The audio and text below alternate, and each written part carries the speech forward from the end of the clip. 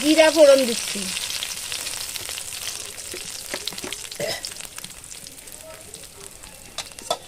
এবার চিংড়ি মাছগুলো আমি দিয়ে দিচ্ছি।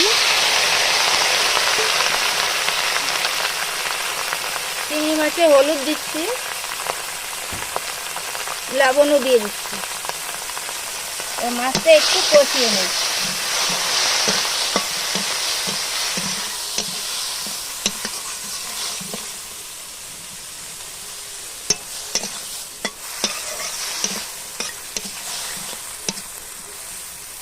দেখো চিংড়ি মাছটা কষানো হয়ে গেছে, এবার আমি লাউ দিয়ে দিচ্ছি।